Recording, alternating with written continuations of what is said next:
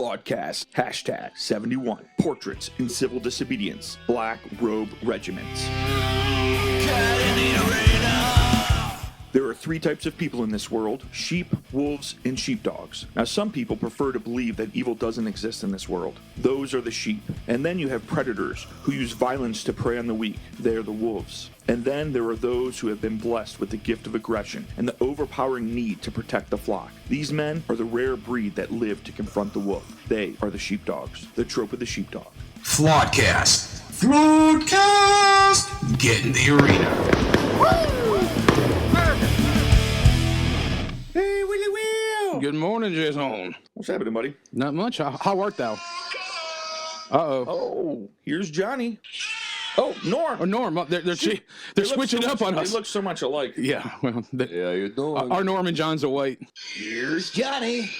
Excellent job there. Excellent job there. Yes. Man, I hope everyone enjoyed Clown World last week. That was one of my favorite all-time episodes. We're getting a lot of good responses about that, aren't we? We are getting a lot of really good responses. We have not had this many positive responses Since before, hold on, this is what's crazy. Since before Parler was down. Yes, as a matter of fact, you're Since correct. before they took away our audience. Yeah, well. Terribly clever. But yes, you're actually correct. If you haven't listened to Clown World, I mean, you need to listen to Clown World. I'll just give you a little insight. You got Clown the World was honky. a little bit like this. So if you haven't listened to Clown World yet, I mean, you got to listen to it. There's a lot of going on in it, and Yeah. it's totally worth listening to. I've listened to it 3 times already, and I edited the damn thing. I didn't know that. Anyway, so please check that out. Where can they listen to that at, Bill? Yeah, you can listen to it on Rumble. We're trying to move everything to Rumble because they are so much better and so much kinder to us. I think we're on YouTube, who knows? But Apple Podcasts, we're on Spotify. Anywhere you can listen to podcasts, Flawedcast CLE. You can find those episodes as well as my daily Flawed vlogs on flawedinc.com. Info at Flawed Inc. If you need to message us, we are on the Project Mockingbird social media platforms, Facebook, Twitter, Instagram. We are back on Parler, like Jason said. We are on Gab. We're doing strong there too, and MeWe. So, but Folks, if you would place your right hand over your left heart and repeat with us. I pledge allegiance to the flag of the United States of America and to the republic for which it stands, one nation, under God, indivisible, with liberty and justice for all. More God. Nice. Repeat with He just slipped that right in there. That's what she said. So, Slipper. You're a slippery guy. anyway, so this episode is actually, we were supposed to record this on episode 69, but we got sidetracked and you guys enjoyed that. So here we go with this one. Well, at But least you said we got sidetracked. It was more like you guys got sidetracked. there is no I in team, nor is there in flawed. I have found the But I there in is a team. me in team. You just got to reverse the M and the E. I have found the I in team, by the way. That's- If you look at the A Yeah. and you highlight the dot in the middle of the A and the open spot between it, it's like an I. So it's an a-hole. There is no I in team, but there is an a-hole. It's an eye hole. I just wanted to say, I've been saving that trope of the sheepdog for this particular episode because I think that modern day proverb is so applicable to where we're at right now and what we're going to be discussing. Applicable or applicable? Either way. Oh, okay. I mean, I maybe words have genders and they need to choose themselves. Good point. Thank you. I want to be as inclusive as possible. You should be a word gender. Wow. You know what? You are a self-proclaimed word gender Identifier. expert, identifier expert. Just don't say mom or dad. Especially if you live in New York or California. But nonetheless, I just love how it talks about the sheep and how they refuse to believe that evil exists. And I think that's just an absolute perfect analogy of, Yes. hey, what did one shepherd say to the other General. shepherd? What did one shepherd say to the other shepherd, Bill? Let's get the flock out of here. I'm really glad that you had an automated laugh for that one. Yeah. I don't know that I could have drummed one up. That's okay. I know where that came from. The first lethal weapon, Mel Gibson. Yes, exactly. That's All right. right. Good for you, Good job. Norm. So anyway, but going back to the trope of the sheepdog and going back to this episode, this is a historically based one. We're going to revisit the series that we've been doing, the Portraits in Civil Disobedience. We're going to talk about the Black Robe Regiment. And this is a seldom heard, seldom celebrated group in American history that I would even say this in America's initial war for independence. And notice what I said there. They were a pivotal part of what happened and the morale boosting and the gathering of the troops. And this is an episode intended to be speaking to people who are in ministry that thou is the time for them to walk in the same heritage and the same lineage. And I just want to get this out here and talk about it. So, Well, if I recall properly, the Black Robe Regiment was the name of the British placed on the courageous and patriotic American clergy during the founding era, which is like a backhanded reference to the black robes they wore. Significantly, the British blamed the Black Robe Regiment for America's independence, and rightfully so. I mean, for modern historians, they've documented there is not a right asserted in a Declaration of Independence which had not been discussed by the New England clergy before 1763. so what you're saying there, Jason, is that the clergy, the spiritual vanguards of that hour, were taking the lead in fighting tyranny. Yeah, it's almost like this country was built on God. I mean, Oh, I stop. know that sounds Stop. freaking crazy, but it almost makes me feel that way when I think back to all the knowledge I have on this subject.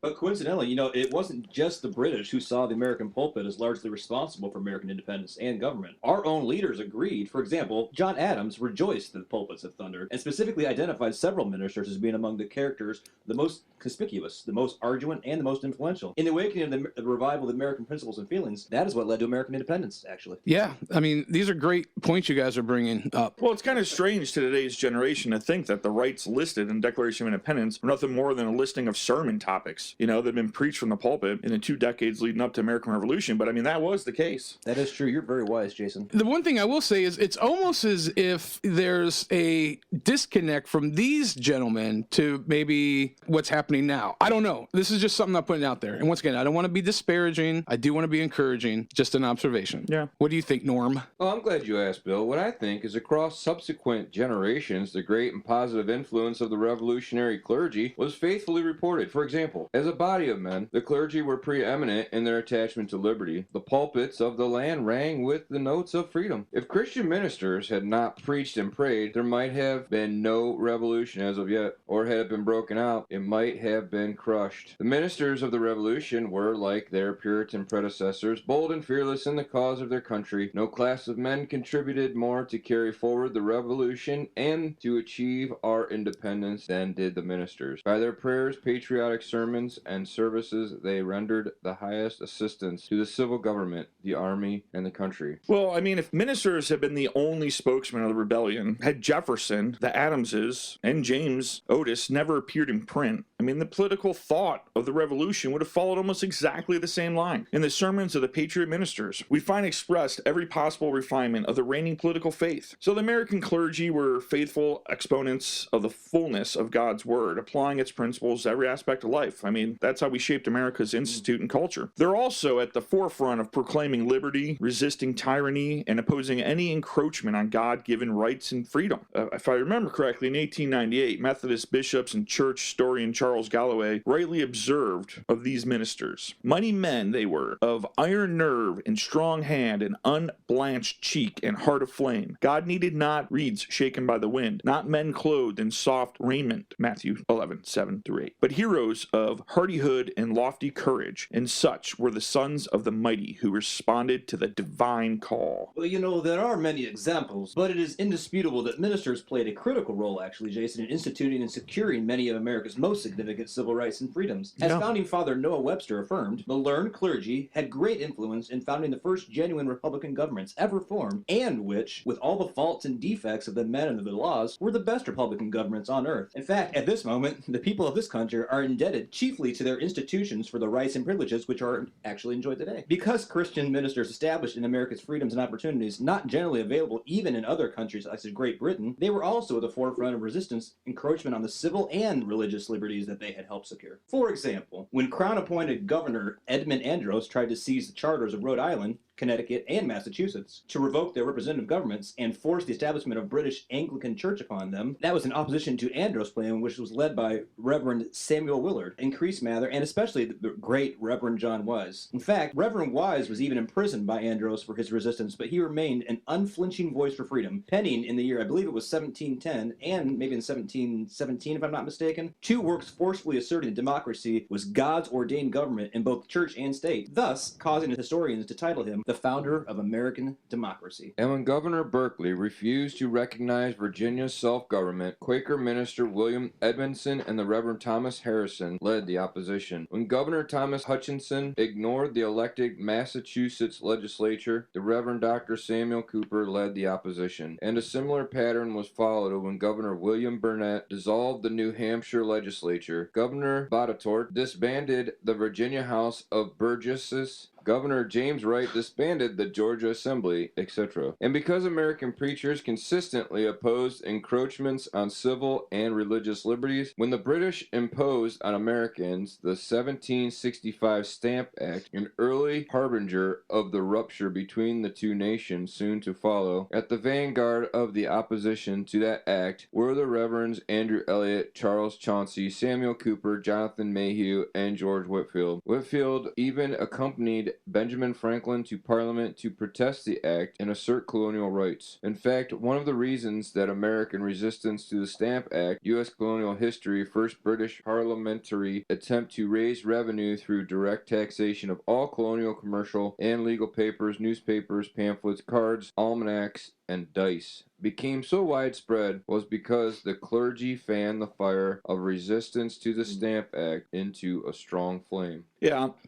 ministers again stepped up to the forefront when, in 1770, the British opened fire on their own citizens in the famous Boston Massacre. Oh, yeah. They boldly denounced that abuse of power. A number of sermons were preached on the subject, including by the Reverends John Lathrop, Charles Chauncey, and Samuel Cook. The Massachusetts House of Representatives even ordered the Reverend Cook's sermon to be printed and distributed. As tensions with the British continued to grow, those ministers, such as Reverend George Whitefield and Reverend Timothy Dwight, became some of the earliest leaders to advocate America's separation from Great Britain. There are many additional examples, but the historical records respecting the leadership of the clergy were so clear that in 1851, distinguished historian Benson Lawson included. The Puritan preachers also promulgated the doctrine of civil liberty, that the sovereign was amenable to the tribunal of public opinion and ought to confirm in practice to the expressed will of the majority of the people. By degrees, their pulpits became the tribunes of the common people, and on all occasions, the Puritan ministers were the bold asserters of the freedom which the American Revolution established. Wow, that's good stuff, Jay. Just off the top of my head. Just top like that,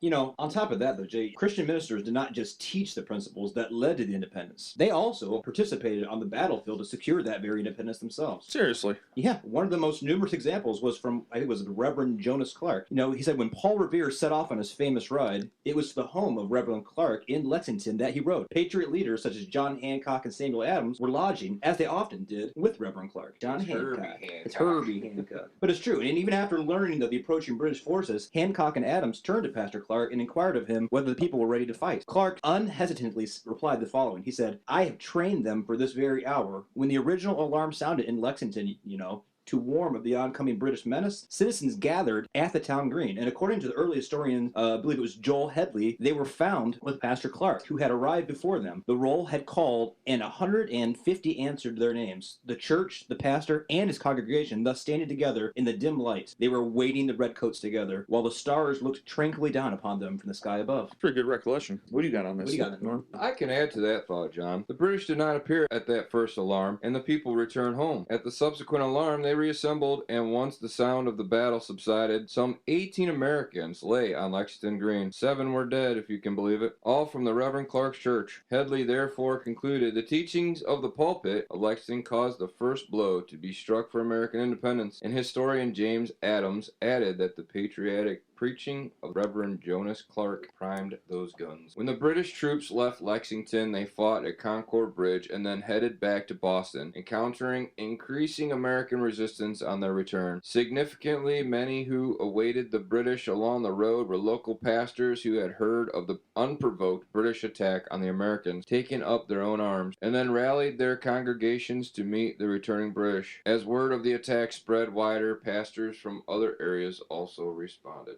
That's amazing. Yeah, an example of that is when word reached Vermont, the Reverend David Avery promptly gathered 20 men and marched toward Boston, recruiting additional troops along the way, and the Reverend Stephen Farr of New Hampshire led 97 of his parishioners to Boston. The ranks of resistance to the British swelled through the efforts of Christian ministries, who were far more effective than army recruiters in rounding up citizen soldiers. That's interesting to know. That's incredible. Yeah, weeks later, when the Americans fought the British at Bunker Hill, American ministers again delved headlong into the fray. For example, when the Reverend David Grosvenor heard that the battle had commenced, he left from his pulpit, rifle in hand, and promptly marched to the scene of action, as did the Reverend Jonathan French. Oh, can you imagine that? Well, this pattern was common throughout the Revolution, actually, John, Wow. as when the Reverend Thomas Reed marched to the defense of Philadelphia against British General Howe, and the Reverend John Steele led American forces in attacking the British. The Reverend Isaac Lewis helped lead the resistance to the British landing in Norwalk. In Connecticut, the Reverend Joseph Willard raised 2 full companies and then marched with them to the battle. And the Reverend James Latta, when many of his parishioners were drafted, joined them as a common soldier. Wow. And also the Reverend William Graham. He joined the military as a rifleman in order to encourage others in his parish to do the same. Starting to see a pattern here. That is absolutely incredible. And I have a lot of thoughts on this, but I don't want to leave you out, Bill. I know that you probably have a few points of your own on this matter. Do you want to chime in at all? Honestly, like, I'm trying to hold back tears listening to you guys retell this tale, because I just feel like the spirit of these men, the spirit of standing in resistance to tyranny, with all due respect, is sorely missing in the majority of our pulpits in this country. Well, Bill, there's other examples. Oh, I mean, no wonder the British dubbed the patriotic American clergy the Black Regiment, but because of the they're strong racist? leadership, ministers were often targeted by the British. Huh, that sounds familiar. Well, you know what I'm talking about, John. Oh, yeah. I mean, there was a class of clergymen and chaplains in the Revolution whom the British, when they once laid hands on them, treated them with the most barbarous severity. They were dreading them for the influence that they wielded and hating them for the obstinacy, courage, and enthusiasm that they infused into the rebels. They were trying to crush that spirit out of them. They violated all the usages of war among civilized nations in order to inflict punishment on them. Exactly. Which is funny, because later on in the actual Revolutionary War, that was their number one complaint about the American soldiers, that they weren't behaving as gentlemen. But, who were some where of did these they learn clergymen? that from? Maybe they learned that from the British here. I learned it by watching you. John, who were some of these absolutely. clergymen? Off the top of my head, I believe there was Reverend Naphtali Daggett, president of Yale. In fact, when the British approached New Haven to enter private homes and desecrate property and belongings, Daggett offered stiff and at times almost single-handedly resistance to the British invasion. Standing alone on a hillside, it is often said, repeatedly firing down his rifle down at hundreds of British troops below him. Eventually, he was captured. Over a period of several hours, the British stabbed and pricked Daggett multiple times with their bayonets. The local townspeople lobbied the British and eventually secured the release of that preacher. But, Daggett never really recovered from those wounds, which eventually, of course, caused his death. When the Reverend James Caldwell offered similar resistance in New Jersey, the British burned his church, and he and his family were murdered along with the burning of his church, which is It's ridiculous. That just goes to illustrate the savagery of King George III and the British underneath his guidance, if you will. Yeah. People just think they're pissed because they tax their coffee beverage in the morning. No, there's got to be a lot more to this. Yeah. What do you think, Norm? Well, what I think, and what I know, is that the British abused, killed, and imprisoned many other clergymen. They often suffered harsher treatment and more severe penalties than did ordinary imprisoned soldiers. But the British targeted not just ministers, but also their churches. As a result, of the 19 church buildings in the New York City, 10 were destroyed by the British. Jesus. And most of the churches in Virginia suffered the same fate. This pattern was also repeated throughout many other parts of the country. Unbelievable. Honestly, guys, Christian ministers, they provided courageous leadership throughout the Revolution. And as briefly noted, they had also been largely responsible for laying its intellectual foundation. If you want to understand more of their influence, consider, like the Reverend John Wise. As early as 1687, the Reverend Wise was already teaching that taxation without representation is tyranny. The consent of the governed was the foundation of government, and that every man must be acknowledged equal to every man. I mean, that's way ahead of his time. Seriously, that's... When was that again, Norm? What year was that? It was as early as 1687. Wow. And in 1772, with the Revolution on the horizon, two of Wise's works were reprinted by leading patriots and the Sons of Liberty to refresh America's understanding of the core biblical principles of government. That's a profound thought. Significantly, many of the specific points made by Wise in that work subsequently appeared 4 years later in the very language of the Declaration of Independence. Interesting. And decades later, when President Calvin Coolidge delivered a 1926 speech in Philadelphia on the 150th anniversary of the Declaration of Independence, he acknowledged the thoughts in the Declaration can very largely be traced back to what John Wise was writing in 1710.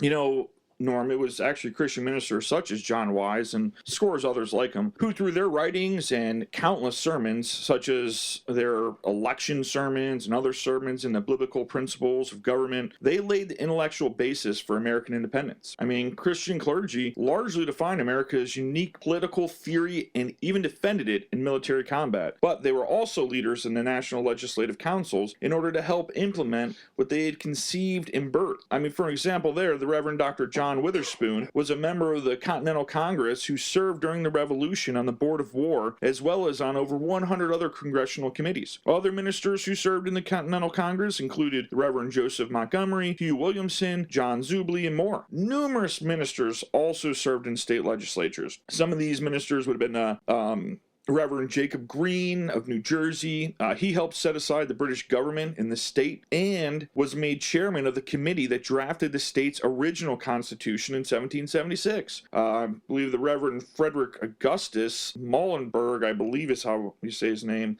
he helped draft Pennsylvania's 1776 constitution, and the Reverend Samuel Stillman, who helped draft Massachusetts' 1780 constitution, and it goes on from there. When hostilities ceased at the end of the Revolution, Christian ministers led in the movement for a federal constitution.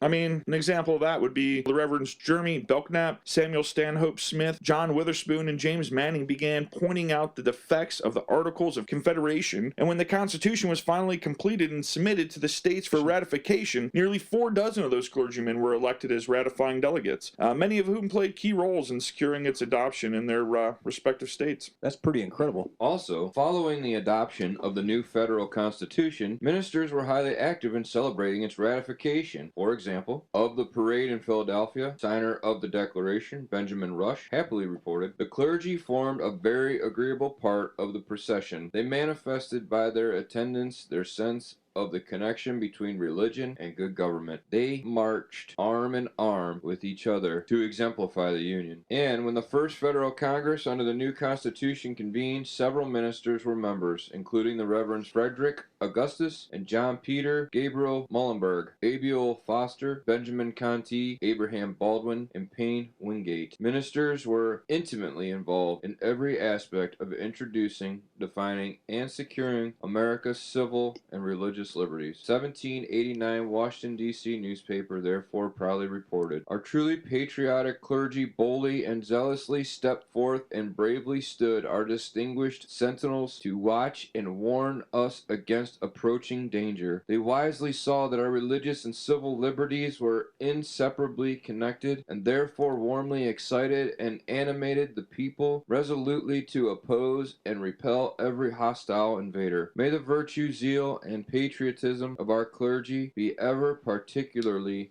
remembered. Well, I'm telling you what, Norm, you just read that article that newspaper reported. Can you read that one more time, that article, especially that first part of that article? I mean, the whole thing's amazing, but that first 3 sentences were awesome. Our truly patriotic clergy boldly and zealously stepped forth and bravely stood our distinguished sentinels to watch and warn us against approaching danger. They wisely saw that our religious and civil liberties were inseparably connected, and therefore warmly excited and animated the people resolutely to oppose and repel every hostile invader. May the virtue, zeal, and patriotism of our clergy be ever particularly remembered. The problem is, today, the hostile invaders are on our own soil. They're part of our own elected officials. What I'm seeing here, what we're reading here, what we need to go back to is that our clergymen were on the forefront of stopping evil. Yeah. I don't care where it comes from. All right, besides their contribution to government and civil and religious liberty, the Black Robe Regiment was also largely responsible for for education in America. I mean, what didn't these guys do, right? Ministers understanding that only a literate people, well-versed in the teachings of the Bible, could sustain free and enlightened government. Therefore, they established an education system, and it would teach and preserve the religious principles so indispensable to the civil and religious liberties they forcefully advocated. Consequently, in 1635, the Puritans established America's first public schools, and in 1647, they passed America's first Public Education Act. I think it was the old Deluder-Satan Act. And Harvard University was founded through the direction of Puritan minister John Harvard. Yale was founded by 10 congressional ministers, Princeton by Presbyterian ministers Jonathan Dickinson, John Pearson, and I believe it was Ebenezer Pemberton, William and Mary by Episcopal minister James Blair, and Dartmouth by congressional minister Eleazar Wheelock, if I remember. So you could say, like, in wrapping this up in short, that history probably demonstrates that America's elected governments, her educational system, and many other positive aspects of American life and culture were actually the product of biblical thinking Christian clergy. And That's exactly right. well, today, however, as the influence of the clergy has waned, many of these institutions have come under the unprecedented attack, and many of our traditional freedoms that we enjoy have been significantly eroded.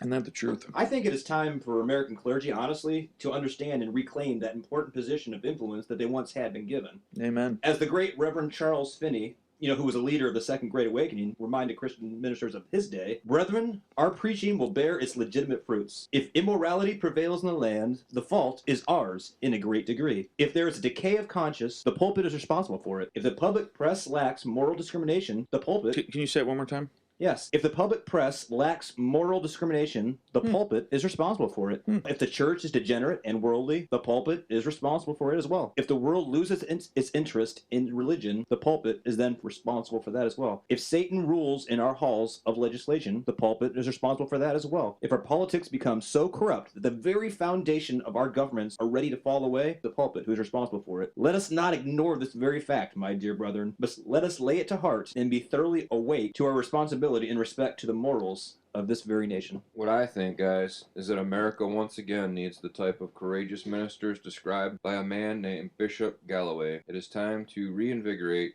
the Black Robe Regiment. I agree with that. One thing that stuck out to me, and I think a lot of people who are forgetting in this country today, is that our religious and civil liberties are inseparably connected, it said. Inseparably And they're coming after the connected civil or liberties entwined, I first. agree. And as soon as they get those, They have the they're gonna rest come for because those religious. they already have them because, like you said, they're entwined. They know what they're doing. What are you thinking, Willie? We haven't really heard from you a lot on that. Well, I think ultimately, I know I'm critical of a lot of churches and denominations. My heart is to really try to encourage those ministers that would listen. If you are listening and you know anyone who is a minister, clergy, that you would share this, that this would be something that maybe they could assimilate to, or there's something that would just intrinsically resound within their heart and reverberate within their spirit. Like Norm just said, it's time that the Black Robe regiments be reactivated. There are some. In California, there's a couple, Rob McCoy, John MacArthur, their churches have been attacked and they've stood firm, stood their ground. They've never mandated masks, whatever your opinion may be. They felt that was their way of standing their ground for religious and civil liberties, and I respect them for that. And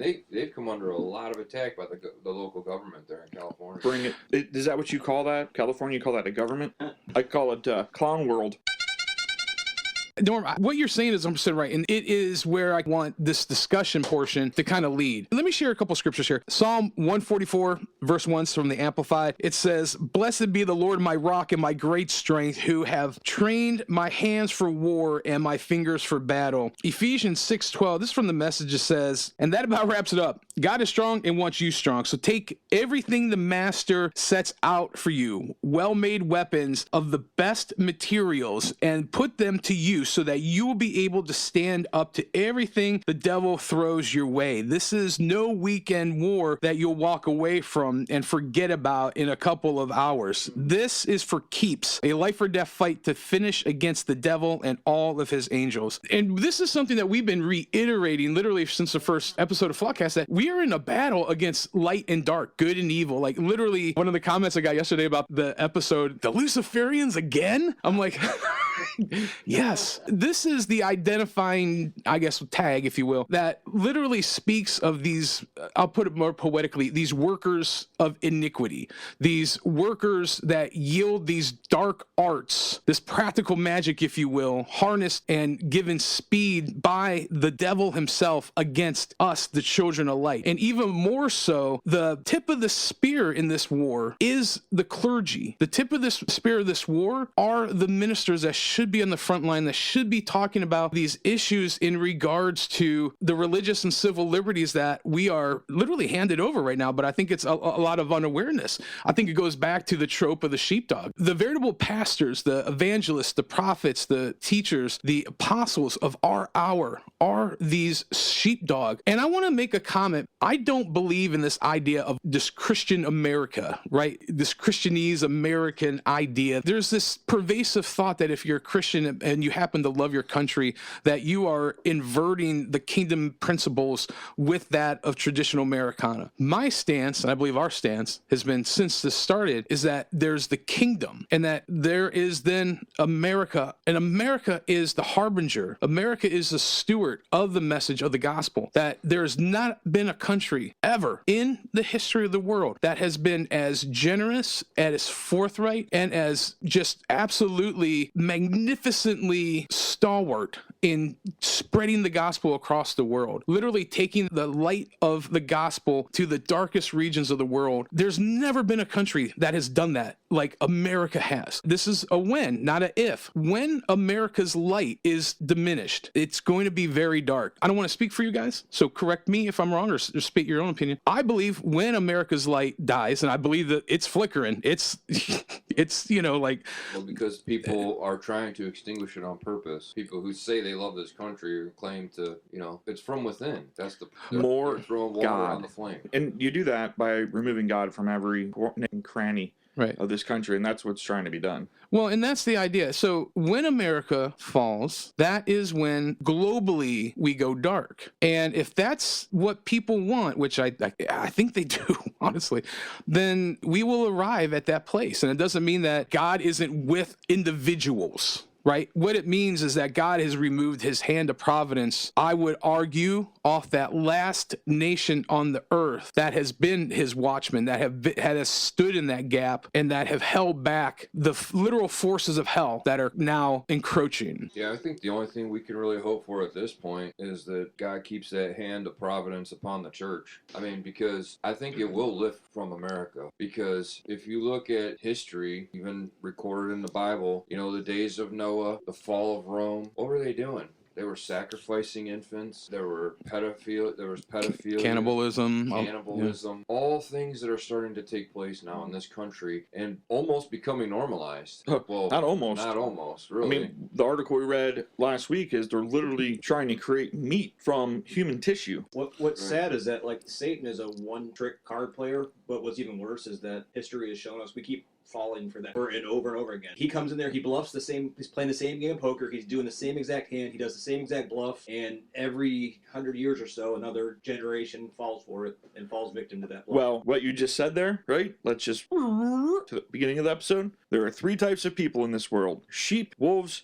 and sheepdogs. So what you're saying is the sheep just continue to fall for the same old trick, and many wolves out there ready to prey on them. And honestly, what we truly feel and believe is we're sitting here putting these podcasts out on a weekly basis. I guess we're self-proclaimed sheepdogs. That's what we're trying anyway. I saw a meme the other day, and it was chickens turning in their rifles to foxes. So it's basically like this: the sheep are giving up their rights to the wolves, and the wolves are promising to protect the sheep, when honestly the wolves want to eat the sheep. But even this stimulus payout is that again. It's like, here's your penance. We're taking your money. We're voluntarily saying, here, take all my money and then give me what I can survive on. So that leads perfectly to our next article, Johnson. And this is an older article. This is from 2007. Government training clergy to quell dissent. That was from August 27th, 2007, the year of our Lord. A KSLA TV news report from Louisiana has confirmed the story that clergy response teams are being trained by the federal government to quell dissent, air quotes, and pacify citizens to obey the government in the event of a declaration of martial law.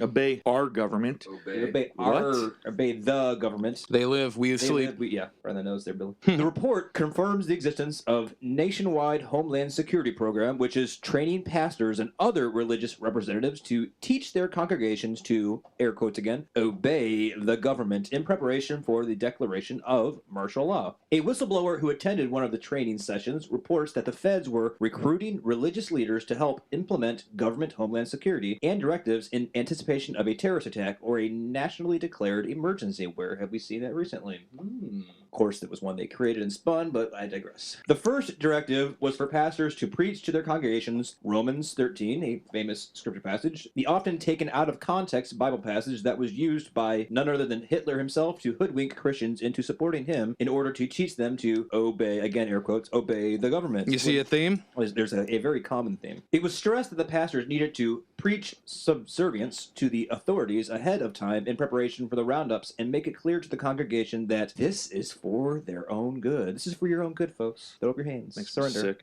It's we sang "I Surrender All," but that was to God, not man. I think I remember. Yes. I remember right. Big guns. Yeah, big guns. Yeah. Pastors were told that they would be backed up by law enforcement, of course, in controlling uncooperative individuals. That they would even lead SWAT teams in attempting to quell resistance. Though some doubted the accuracy of the early reports about government training the clergy, the story has now been confirmed by participating clergy and officials admit to the very existence of that program. You will remember Hurricane Katrina. This is when this was generated, because what happened is these clergy response teams were used in the different parishes around Louisiana to help, like the article said, to quelch dissidents, to obey the government. And when you're talking about Romans 13, and we have it here, we can read it, it's, it says to obey the governing authority. All authority is placed by God. And I have a hard time with this scripture because it's been so gross and manipulatively used against people. Well, unless the government asks you to give up your rights that were given to you by God. They're unalienable rights that we read about in the Declaration of Independence. I personally am of the persuasion that the ability to defend yourself, the ability to live free, is an unalienable right that the Almighty has bestowed upon us. And this is where the encouragement comes to these people that are in these pulpits, that are in these positions, to be as guarded as you can against the trickery and the ruse of the devil.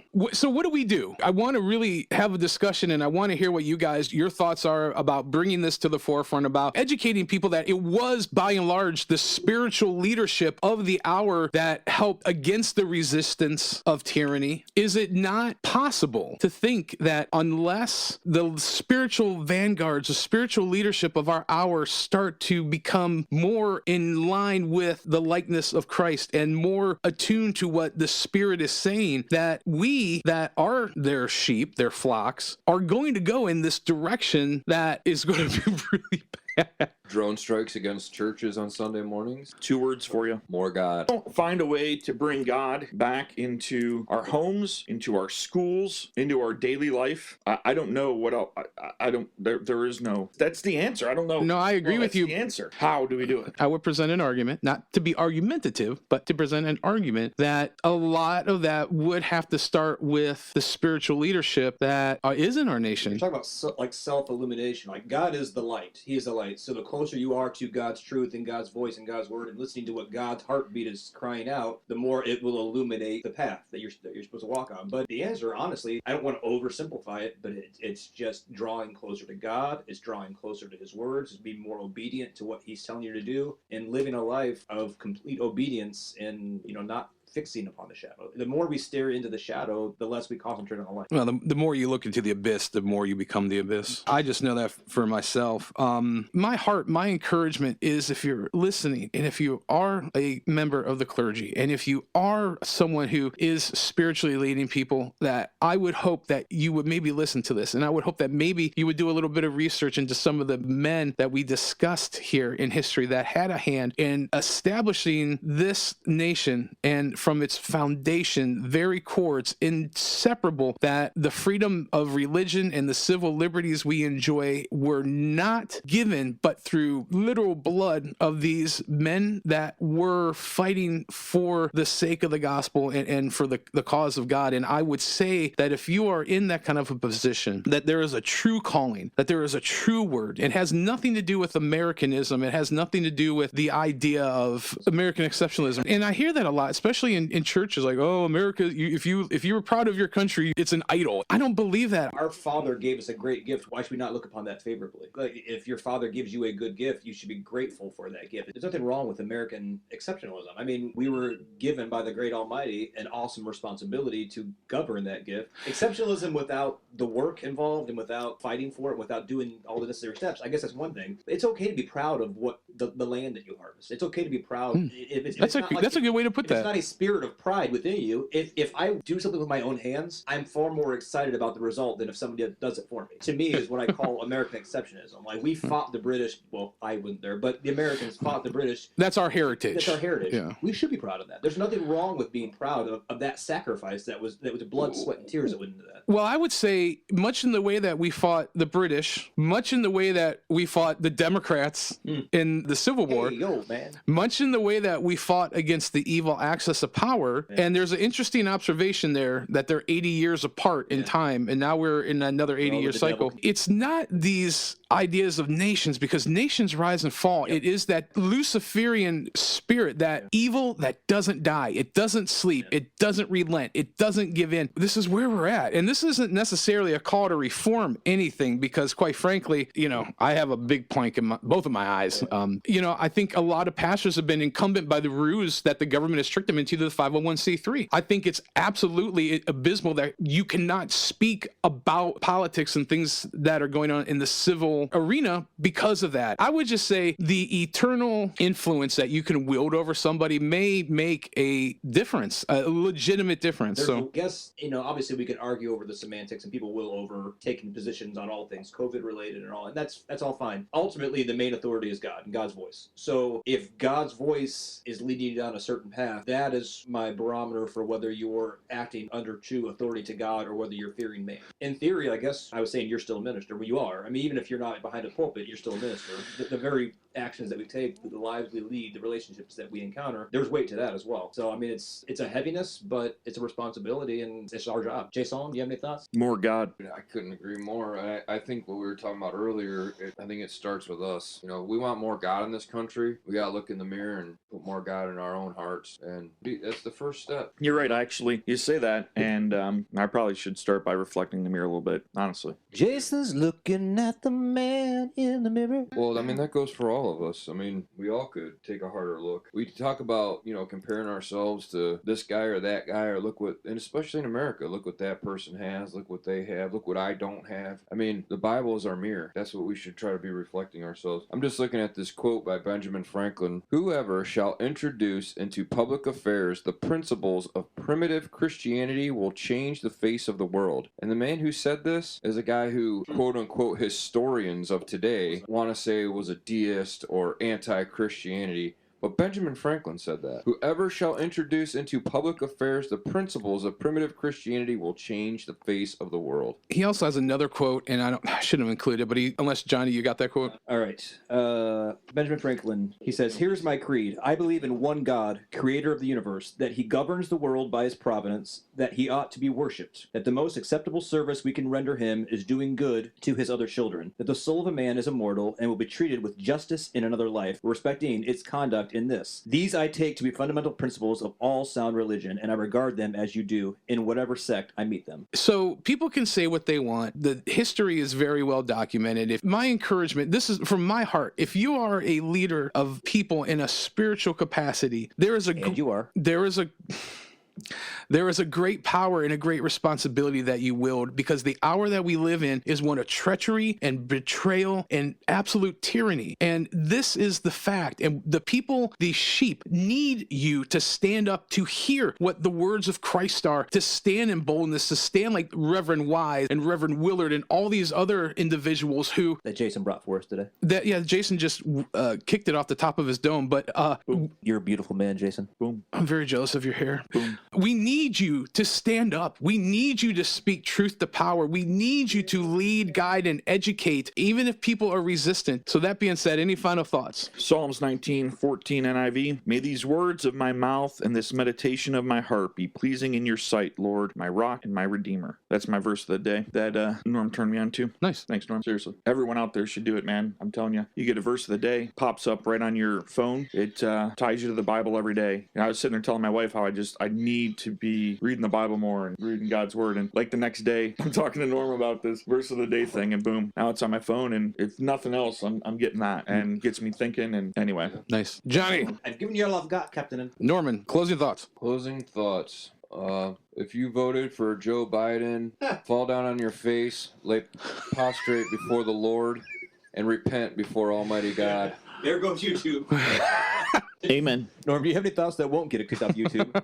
More God. I think we were kicked off about 20 minutes ago. All right. That being said, May please. God have mercy on your wretched soul. Yeah, well, it's not what you said, you ignorant wretch. It doesn't matter. They were listening. Doesn't matter. Anyone's listening anyway. If you are listening to this, please share this with somebody that is a leader in a spiritual capacity. Maybe this is encouraging. Maybe they just need to know that there is a lineage and a heritage that is theirs that they can access, that is something that will help sustain and strengthen them through these days. That being said, please make sure you share, subscribe. We are everywhere that you can listen to podcasts, Apple Podcasts, Spotify. We are currently, I think, maybe on YouTube. Please subscribe on Rumble. Please follow. Please subscribe on these other places. Currently, we are on the Project Mockingbird social media, Facebook, Instagram, Twitter. We are on Gab. We are back on Parler. We are on MeWe. We do my daily Flawed vlogs. You can find those at Flawed Inc. Once again, please subscribe on Rumble. Please share this. Please, if you know anybody that may be encouraged or may just like history, a little bit of unknown history, American history, they would love this. Please share. That being said, Peace. We out.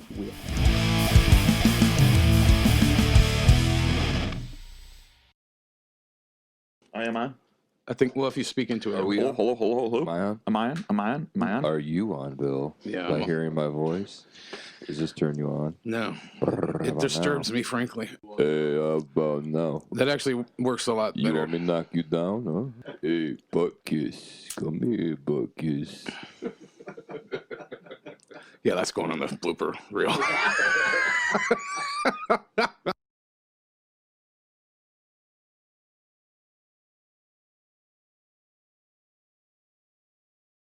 I just remembered what I want to tell you earlier. Okay. They've got Red Charmin in bulk at Sam's Club. Can you pick me up some? How much do you want? They're like $25 a pack. For how big is the pack? Big. If you give me 2. You want $50 worth of Charmin?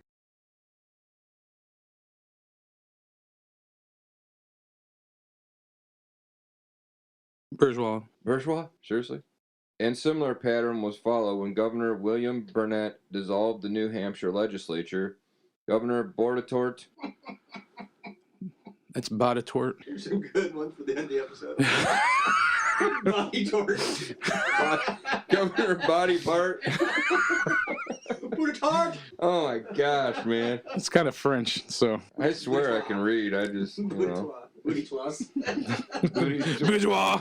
Booty twat. Booty twats. That's going on the reel.